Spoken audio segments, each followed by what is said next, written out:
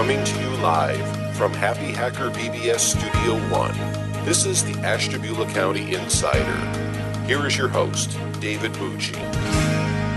Hello everyone, this is David Bucci, and I have a special election edition of the Ashtabula County Insider. Today is October 1st, 2011, and in the studio today I am pleased to welcome Michael Franklin, our Ashtabula City Solicitor, and he is here and going to talk about the office of City Solicitor and his re-election bid for the office. So good afternoon, Mike. How are you doing? Hello, David. I'm well, and I want to thank you for having me. Great. I want to talk about a whole lot of things related to the solicitor's office and talk about your re-election bid and how it's going to go for the city of Ashtabula, because there are a number of residents who want to know about you, want to know about your platform, that kind of a thing. So I appreciate you taking the time to do this. Now, for some of the people who don't know enough about you, I'd like to ask you to take a couple of minutes and talk about Mike Franklin, the person, and let's learn a little bit about who you are and what brought you here to Ashtabula in the first place. I'm an attorney. I've lived and worked in Ashtabula since 1981, which was to say right after I got out of law school. Before law school and college, I grew up in Galion, Ohio, central part of the state, and I was born just down the road from there in Marion, Ohio. My family's working class. My mother was a stay-at-home mom. My father worked in a GM plant down the road. I grew up in a small town that resembled Ashtabula in many, many respects, except for the lovely lake that we enjoy that Galion, of course, does not possess. So you came here in 1981, you just said? Yes, I did. That was my first job out of law school. I was 1981 resembled 2011 in many respects. There weren't a lot of jobs. One job was with a company, or a law firm here called Diamond & Dubsky. They interviewed me. They hired me right out of law school. I was happy to have a job, but I was really happy to move to a community of a size that I was comfortable with on Lake Erie, which I remembered from childhood vacations. I've always loved boating and sailing, and it just seemed the best of many worlds to move here. And 30 years later, here I am. And here you are, and in that time that you've been here, you managed to find your way into running for the office of Ashtabula City Solicitor. What got you down that path that you wanted to run for a public office? I had run a couple of years before that for the school board because I had become very interested in what was going on in our school system, in our larger community, I guess I would say. I had lived here and worked here long enough that I had a pretty good feel for the trouble we were facing. We aren't keeping our best and brightest kids here. We raise them, we educate them, they go off to college, they don't come back. The resultant drain has obviously hurt the community. Our tax base has eroded, our business base has eroded. And it seemed to me that we were facing on a number of levels a crisis of leadership. And at that point, I perceived the biggest crisis as being on the school board. So I ran and was elected to the school board in 2005. In connection with that job, I became aware that the city of Ashtabula was also facing a crisis of leadership.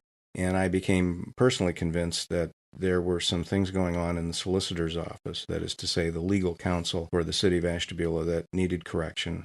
Some things that I felt could and should be done better. Ultimately, I became convinced that I could do them better. So I decided to go ahead and make a run for office. And enough people agreed that it was time for a change that I was fortunately elected just not quite 4 years ago. So in that time, 4 years ago, that was your first time that you ran for city solicitor, and you were successful.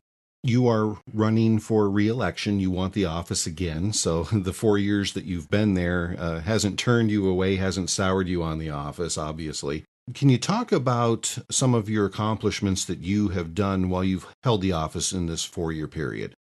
We've made a number of changes. We've worked very closely with the municipal court to reduce what was a dreadful backlog of criminal cases.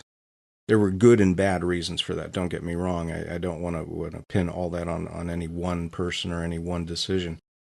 But I'm pleased to say that we, while filing an average of about 200 more criminal cases, and I'm talking about non-traffic, not traffic tickets. We're talking about anything from disorderly conduct to assault to domestic violence. We're filing on average about 200 more criminal cases per year than were filed the last year my predecessor was in office. And yet we've whittled the backlog of those sorts of cases down from over 800 when I started to a little over 500 at this point. So 200 more cases per year being filed, yet we're resolving cases timely enough that we've reduced the backlog by 300 cases. I'm pleased about that. I'm pleased that we've continued to have a good working relationship with all the law enforcement agencies. I believe they appreciate my open door policy. They can call me, they can come see me. I think they appreciate me being in the office as much as I am. That is a bit of a change from the prior administration. I'm virtually full-time. I'm allowed to have an outside business, and I do have an outside business, but I end up working about 40 to 44 hours a week for the city. So I'm pleased. It's been a hard job. I won't pretend it's not a difficult job, but the challenge is there, the interest is there, the working relationships have been good. So I'm willing to do it for another 4 years. Obviously, it's well known that the city of Ashtabula has been facing some financial issues. We're ending up with less and less money year after year to go into the city budget that is available to pay for city services and so forth.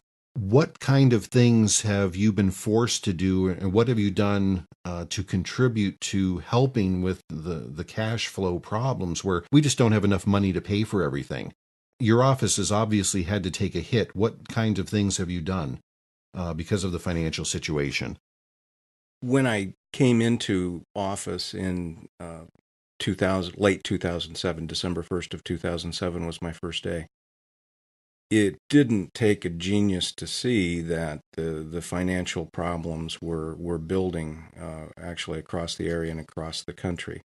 Tax bases eroding, income tax revenues going down. It was obviously going to be a problem. I took a look the first month I was in office at the things that the office was spending money on in that end of the fiscal year 2007 budget.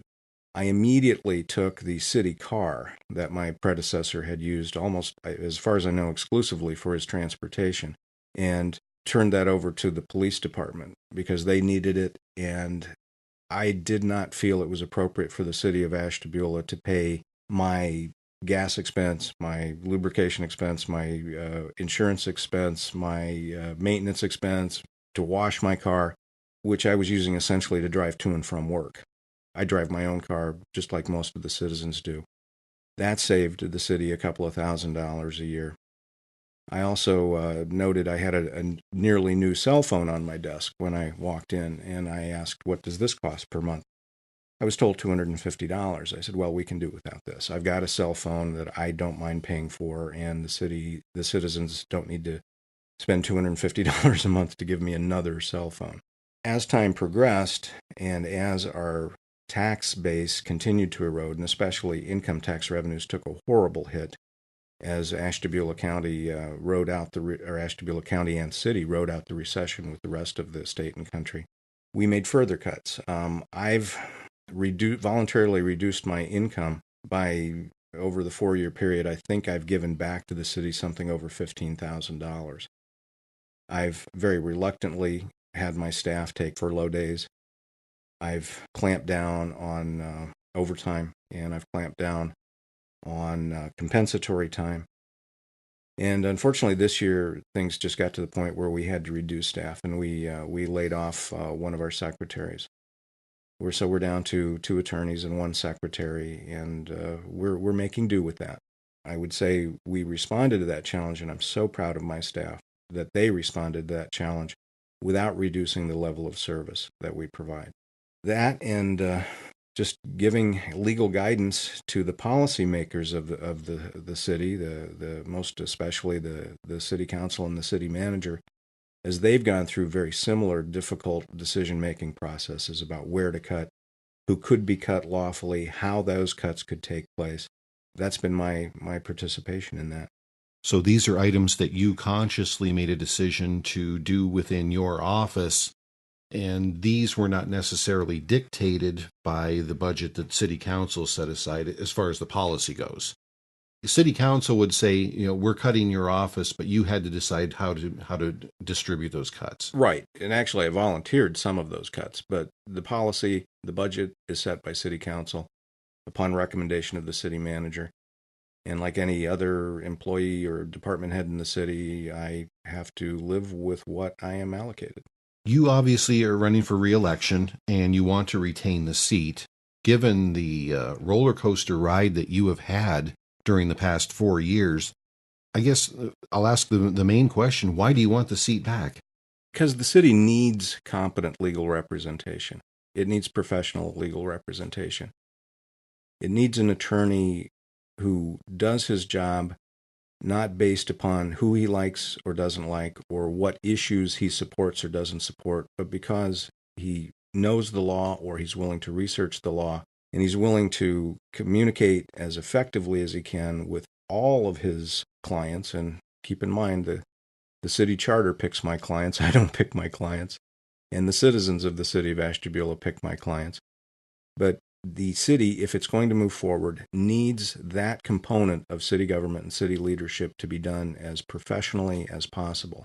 I believe I am the candidate that can supply that. I believe I've demonstrated that. I'm willing to move forward with any combination of policymakers in the city to accomplish what they believe the citizens have mandated that they do. When you ran the first time, we also had Mr. Canigallo, who was running for city manager at the time, and the two of you appeared to be tied together policy-wise, philosophy-wise, however you would like to say it. Where do you stand with Mr. Canigallo at this point? I know he is the city manager, and he's also running again. Are you in support of Mr. Canigallo? And if you are not, do you support any of the candidates? Do you want to come forward and say who you do support, who you don't support for city manager? As city solicitor, no. The city solicitor has to work effectively, has to try to work effectively with all the elected officials of the city. I don't think that my opinion, one way or the other, should sway any voter. And the voter's opinion is all that really matters at the end of the day. The city manager that they give me, the city council that they give me to work with, I will work with. So you don't want to tell the public who's listening who you would support for city manager at this point? I think I've answered it. As city solicitor, I'm awaiting the will of the people there. That's my job. My job is to work with the city manager, the city councilors that they want me to work with. Okay, since can't nail you down on that, let's talk about some of the hot button issues that are in the city right now. And it seems like the hottest issue that's going on in coffee shops and so forth is the issue with the traffic cameras. Where do you sit with your position on the traffic camera issue? The traffic camera enforcement program is a policy decision. It was made by council. They went through the process of examining the potentiality of the program. The committees held a number of meetings on it. I was directed to prepare legislation. I researched and prepared that legislation. It was passed by a very substantial margin in council. It is currently the law of the city. It is a matter of policy, however. If what you're driving at, David, is how do I come down on or how do I feel about the current referendum on the issue? When Steve Magda took over the petition drive on that issue, because the first go-around they had not garnered sufficient signatures to put it on the ballot, he called me and told me that he was going to be taking it over and that they were going to be circulating petitions, and he wanted to introduce himself to me. We discussed briefly the timing requirements. I gave him a breakdown of what the timing requirements would be, because those petitions had to be at the Board of Elections 60 days before November 8th. And Mr. Magda obviously was successful, but the Friday before that deadline expired, I believe the deadline expired on a Wednesday or Thursday, the Friday before, he called me again at my office and said that they would be doing one more push to get sufficient signatures, and they expected to file the petitions with the clerk of council, that's step one, on Monday. My response was to contact the clerk of council and the president of council and acquaint them with that information, and to recommend that City Council go ahead and schedule a special meeting immediately, because City Council needs to give 24 hours notice to its members before it can hold a lawful meeting. They did so, and Mr. Magda's group came through with sufficient signatures. They were able to be reviewed by the Board of Elections and submitted to Council at its special meeting. Council was able to vote in time to place that measure on the November ballot. The moral of that story is my feelings about the traffic camera program played no part in how I did my job. And that is what I'm referring to when I talk about being a professional solicitor. My personal outlook should not affect the right of the people to get an issue on the ballot if they want to get it on the ballot. So I worked to protect that right.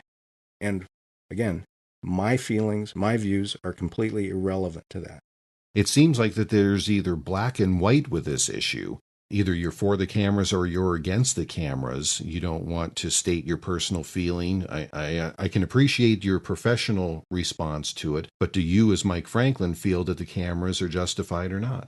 I think I've tried to answer your question as best I can. My agenda as city solicitor is to not permit a personal agenda. As soon as the city solicitor announces he's for or against a policy matter, the city solicitor stops being the dispassionate, the professional advisor to the policymakers that he needs to be. The city charter is very clear. It says the city solicitor shall be the attorney for the municipality and the legal advisor to its officials. It says legal advisor. It doesn't say that I'm free to give them advice on anything other than the law says this. The law gives you those options. That is my job. It is up to the policymakers to take into account the feelings, the wishes, the opinions of the citizens. The great thing about a referendum issue is that now the voters get to be the policymakers. They're the ones who are charged with gathering all the information and coming up with the best decision for their community. I'm confident they can do it, and they don't need my opinion to help them do it. All right, well, let's move on to another issue. Your opponent has been bringing up an issue regarding a sewer agreement that the Office of Solicitor was involved in with Ashtabula Township. And one of the things that keeps being brought up is the issue of annexation. And annexation has been a hot button topic for several years regarding Wade Avenue and so forth. What is your position on being able to annex? Why weren't you trying to push for annexation when you were looking at the sewer agreement, as your opponent is suggesting?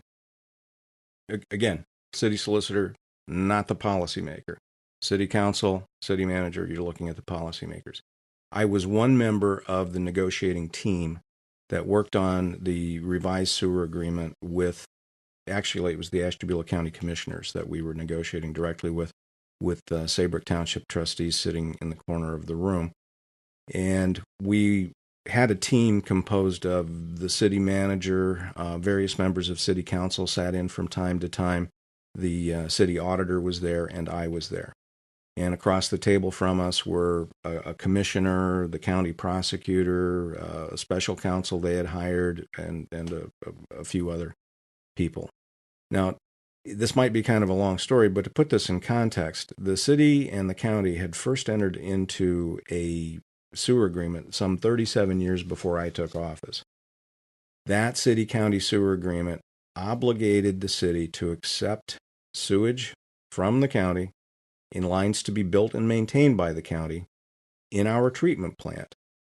And it said we, the city, could not require annexation as a condition of allowing people to tap into that system.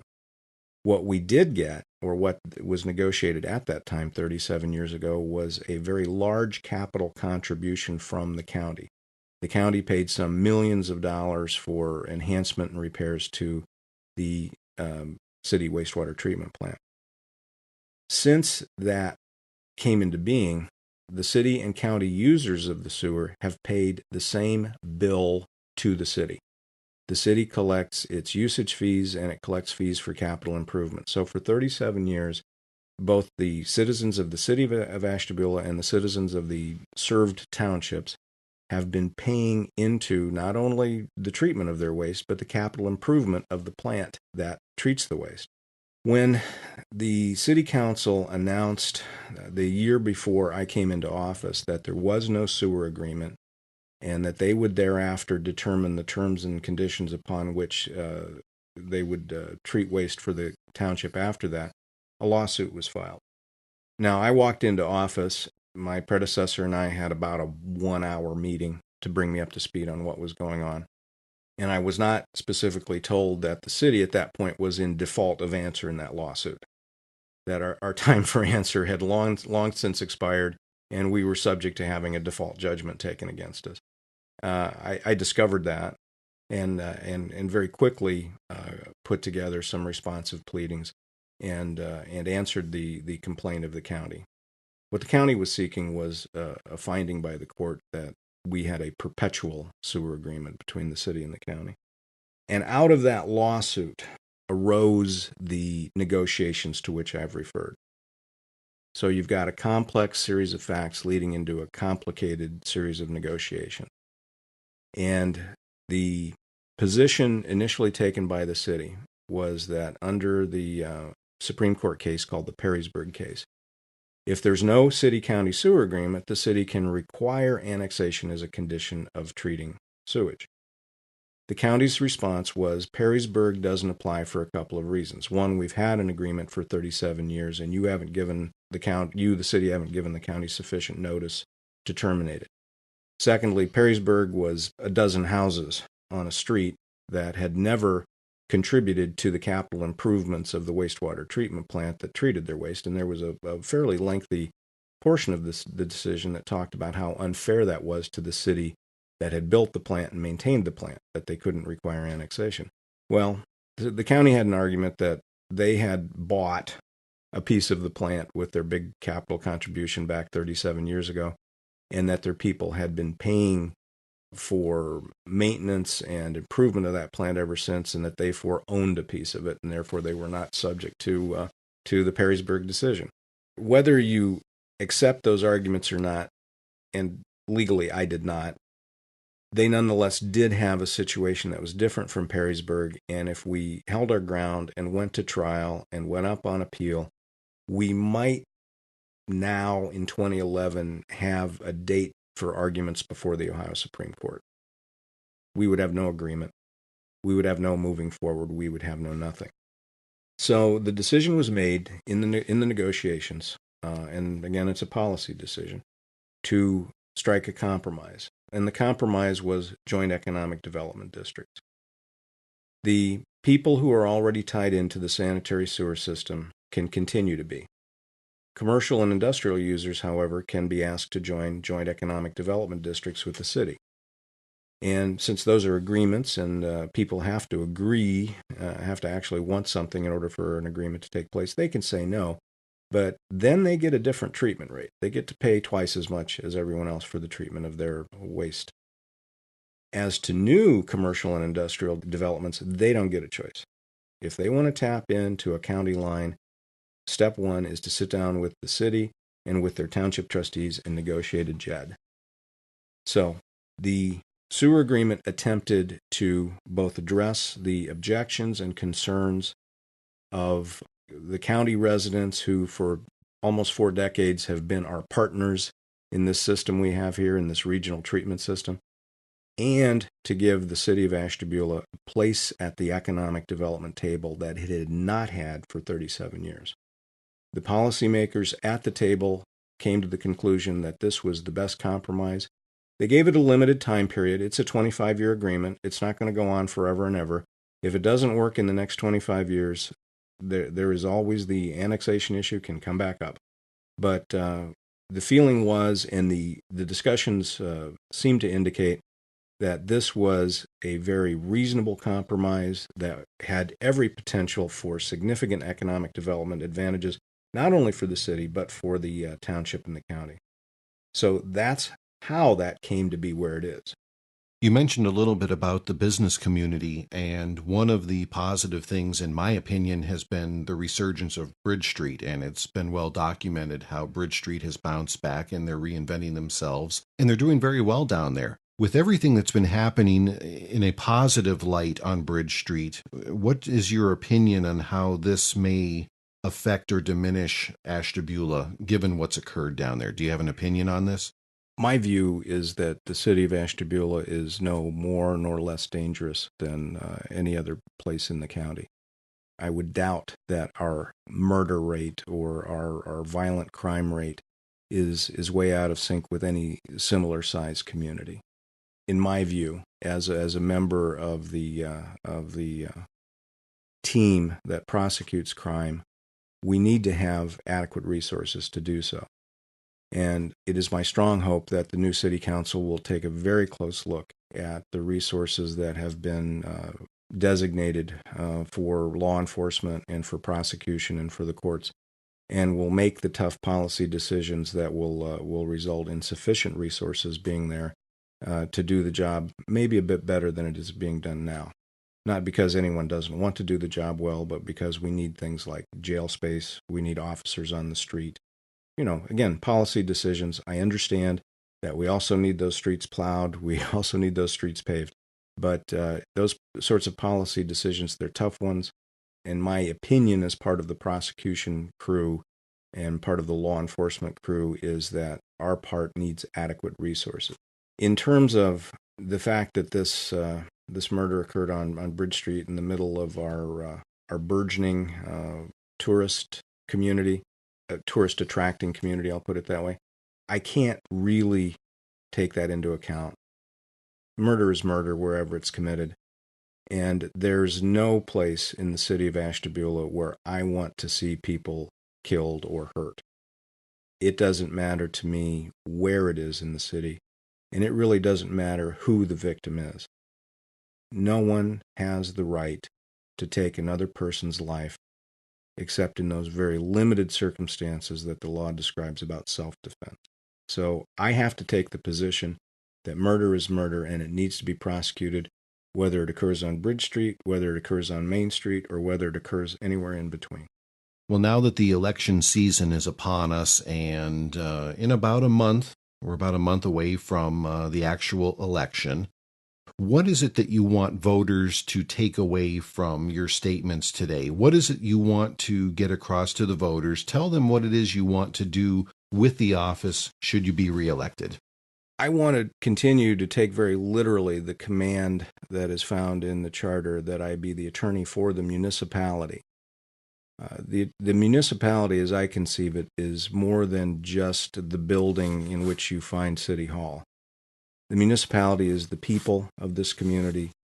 The municipality is elected officials. It is department heads. It is rank and file employees, but it is also the citizens, the voters, the taxpayers. And I take very seriously the command that I be their attorney. Now, obviously, I can't represent every citizen of the city of Ashtabula in every legal matter that may arise, but I can keep in mind that that citizen is my client. And I can keep in mind that my agenda needs to be not to impose my agenda. My agenda needs to be to listen to the policymakers that those citizens elect or the decisions that they give us through the referendum process, and to do my best to bring those decisions into execution. All right. Well, I do appreciate you taking the time to come here and let me ask you a few questions so that the public can understand what your position is for the office. And once again, this is Michael Franklin, candidate for Ashtabula City Solicitor and current office holder of Solicitor. So I do thank you for your time and appreciate you coming by.